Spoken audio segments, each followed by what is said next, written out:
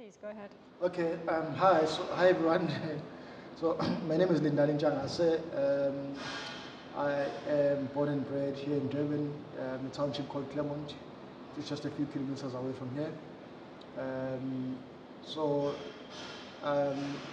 I went to a high school called Sitsengile Secondary School in Claremont. I think it is pretty much well known for having Maritime Economics as one of the subjects offerings at the school. I remember in grade 9, or just before getting into grade 10, I had always wanted to be a pilot. It's always been my dream to become an aviation pilot. But I remember when I got into grade 9, this one teacher, Mrs. Masugu, finally she's currently my head of department. But at that time, obviously, she was also a teacher at Sitsengile.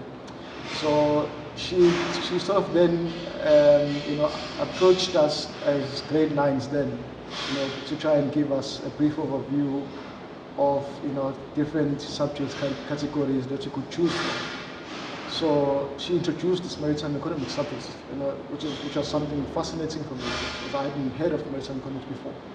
So then I thought to myself, oh, okay, this is interesting. Maybe let me just try it. Then I went for it. Did it from grade 10 all the way up to matric. And when I finished my matric, then I decided to apply for a Maritime Studies diploma here at DUT. Fortunately, I wasn't accepted because I didn't meet the requirements. I remember very well that I was so devastated, and it was obviously very painful.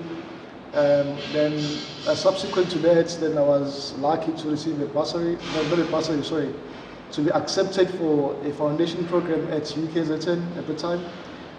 So UKZN offered a program specifically for people that are coming from disadvantaged schools and that maybe would not be qualifying for the degrees that they'll be wanting to do. So I fortunately got accepted for that, did that for a year in Westwood campus in UKZN. When I completed, I then came back here at DUT with those results, then I was accepted. So I did my diploma here. When I finished my diploma, I was invited to come and teach at Sitsengile, my former high school. I went there to teach for about 4 years. So whilst I was teaching there, then I decided to enroll for my BTEC, which is a bachelor's degree, which is equivalent to a bachelor's degree in operations management, which took me about 3 years to complete because I was doing it in parallel with my working, so I was basically doing it part-time. So I completed that, and then a friend of mine who was currently in China, just shortly after completing my BTEC, then I started speaking to him, and I realized that he was studying in China. Then obviously that drew my attention because I wanted to find out as to how did he go there, did he get a scholarship or anything like that. So then he gave me all the information. Then I thought to myself, why don't I just also apply to go and do my master's in China? I applied for a scholarship, and fortunately I was granted scholarship in 2017, early 2017, in September. Then I jetted off to China to do my master's. So I was there in China, in Shanghai Maritime University specifically, for about 2 years, where I completed my master's degree in international trade. So when I finished that, then I came back to South Africa, and I was job hunting. So then fortunately DUT came to my door, obviously looking for my services. Then I was obviously very happy because there was employment for me, and I was unemployed at that time. Fortunately, it didn't take me that long to find employment. In fact, I think I got a job, just even before I even landed back to South Africa, because I'd already started talking to DUT just a few weeks before I could come back. So by the time I came back, I think I was home for 2 weeks, then I started lecturing. Sure. So in 2019. And hence I'm still here. So I am basically now busy with my PhD. I registered my PhD in 2021. So this is I'm 3 years into my PhD in business administration. So I've just published a paper now with my supervisor. I've just presented a paper in a conference in Montenegro, in Budva. So the paper was published in Scopus, but I co-authored the paper with my supervisor. So yeah, we are looking at also publishing another one, because that's basically one of the requirements in order to graduate to PhD. You must have published at least 2 papers, and together with your dissertation. So I'm busy now with my dissertation. Wow, that is a very exciting pathway, and it's so interesting to hear how you came right from Sitembile and Stingile and went back again, and to DUT and back again, and back again.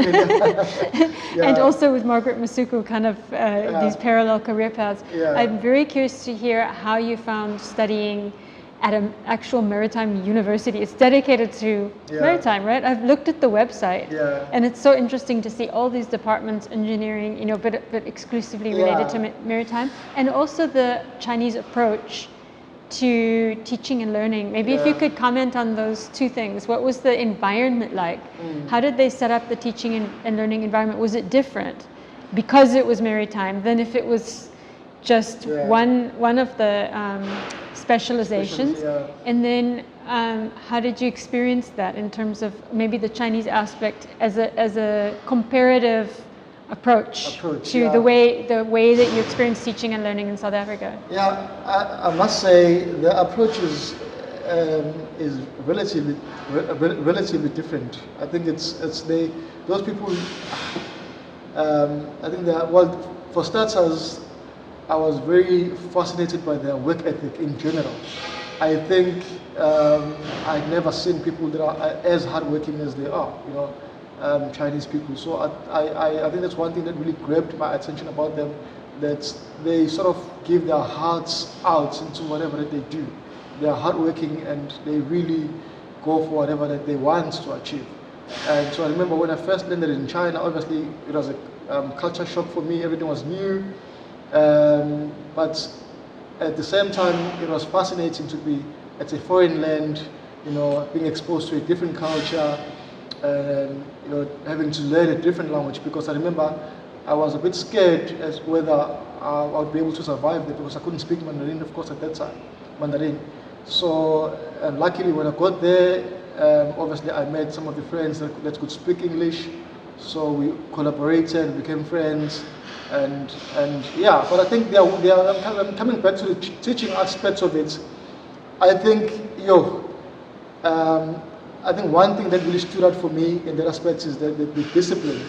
I don't know how they manage to inculcate that culture of discipline to students, because I think it's very evident in the manner in which their students are behaving, and the manner in which their students handle themselves, and in the manner in which they approach their studies, and in the manner in which they take their work seriously in general.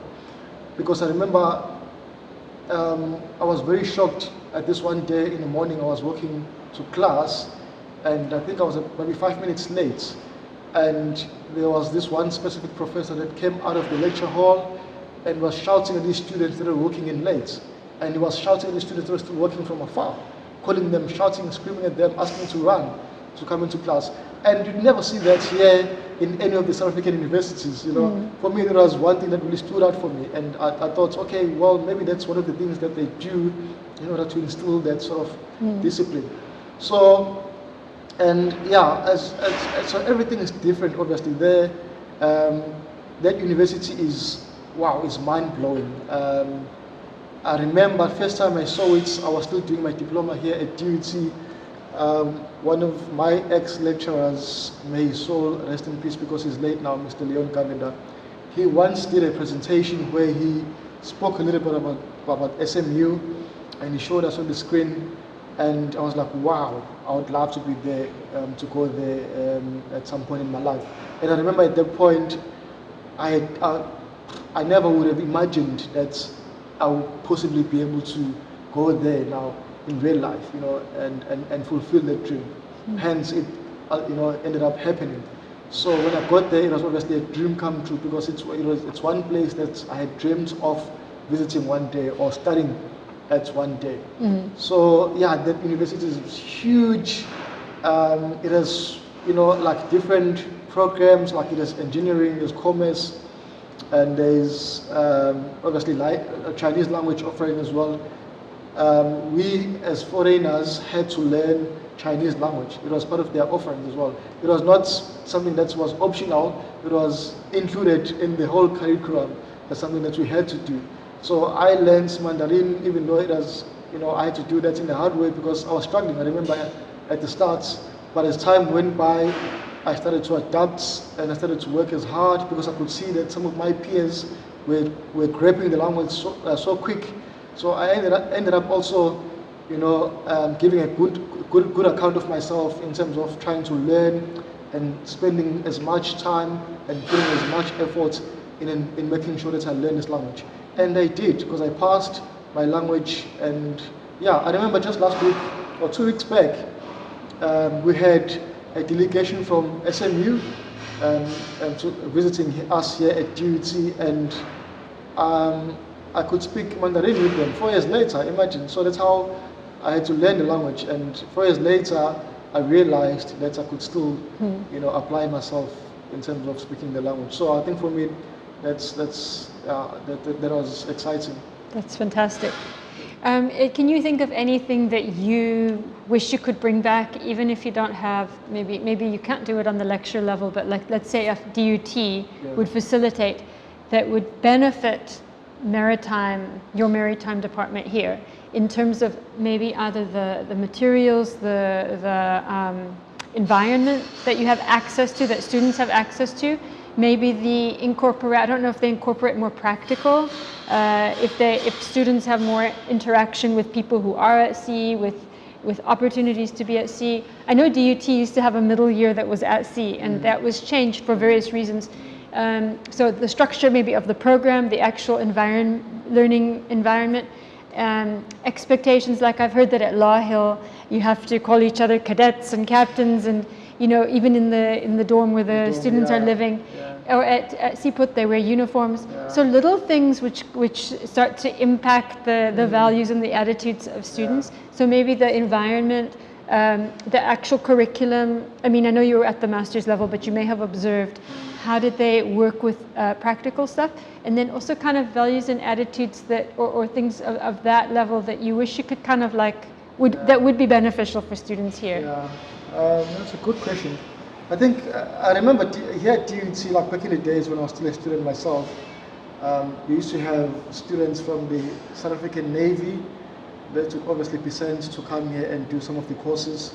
And I remember they'll come here, whenever they attend, or they used to attend, they would wear their full uniform white, and we used to admire them, because I remember, because at that time obviously I was on the shore side, I was doing my shore based, and I think that one thing that really stood out, that made this department to stand out, is obviously students from other departments were admiring these students that were looking so nice in those white uniforms. And I think that really also impacted positively to the stigma and the excitement around studying maritime related courses. So I remember also in China, there used to be a lot of practical elements involved, or practical components within their day-to-day learning in the university. Like for instance, SMU has its own ship that they use to train students, because the university is specifically or strategically built or surrounded by a lake. So there's a ship that is operating on that lake, which is just nearby the university.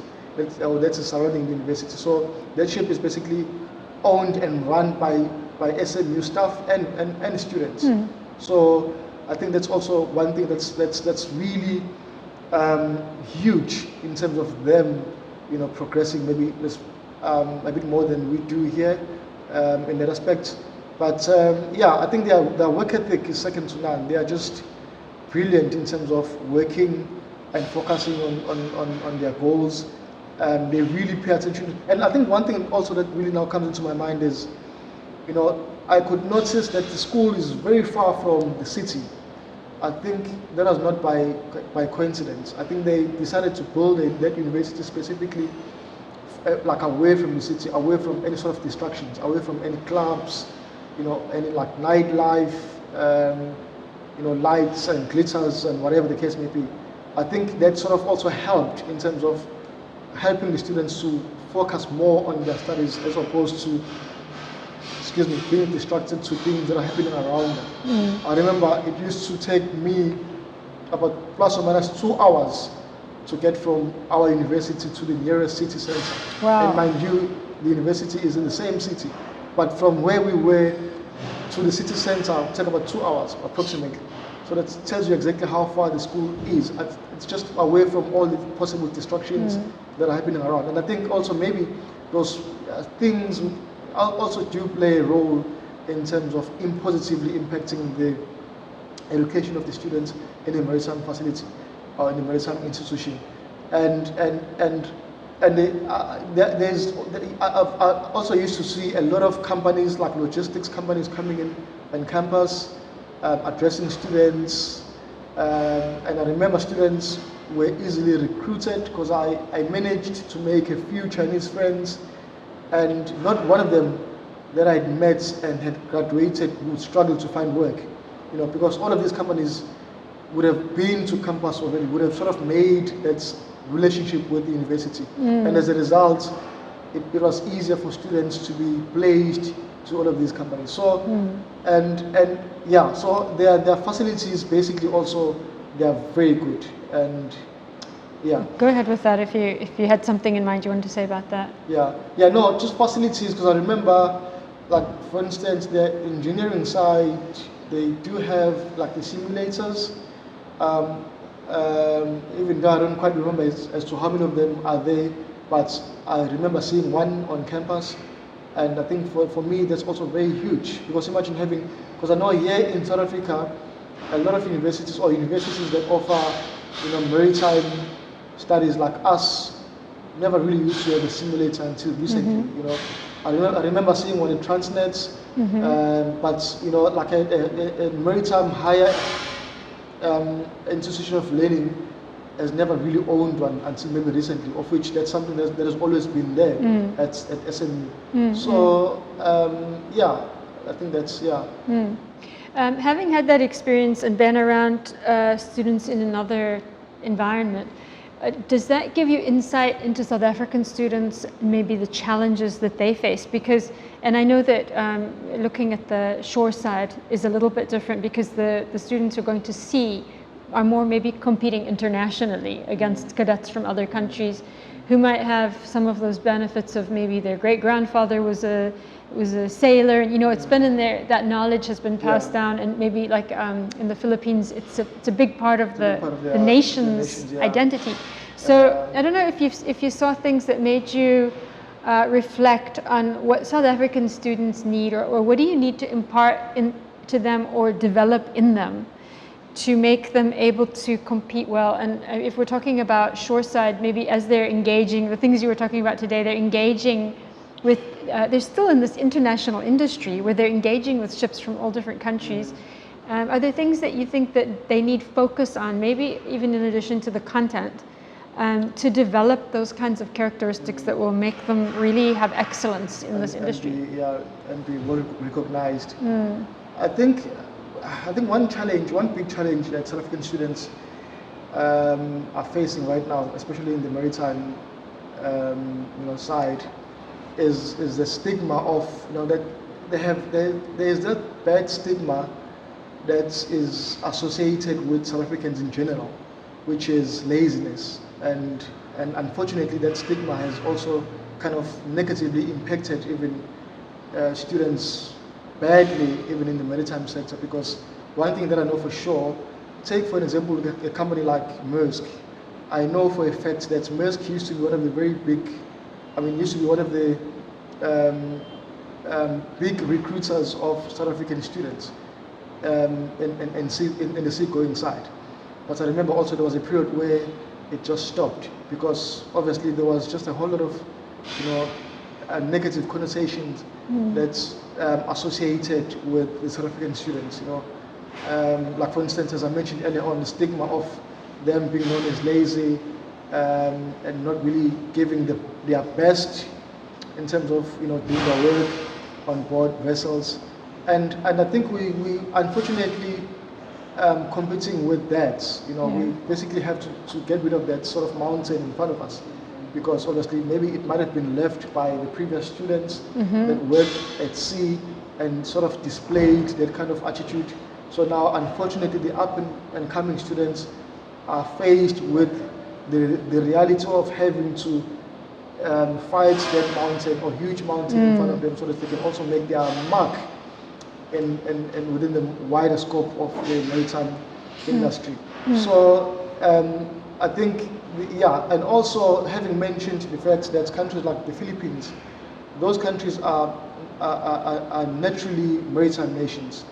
They have that very big reputation of being the maritime nations. So people in Philippines, basically, I think sea is something that really, it's part of their nature, unlike us as South Africans. And unfortunately, especially South Africans that are maybe of a certain color, they're not really associated or very much well known to have been a huge part of the maritime sector, maybe until recently. So I think that's also another journey that we're still embarking on in trying to obviously transition from that sort of period to now to this new era of also getting us or that particular group into the maritime industry without any sort of hurdles.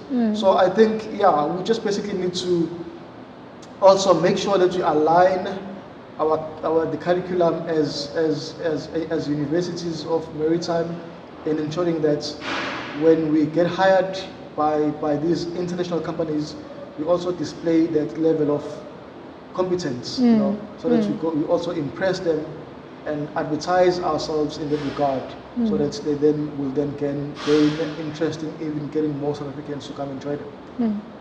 That's really, really useful. I think they're calling you for the meetings. Nhlanhla was here. Okay. They need you there. So we'll cut it off. But thank you so much. It was so interesting.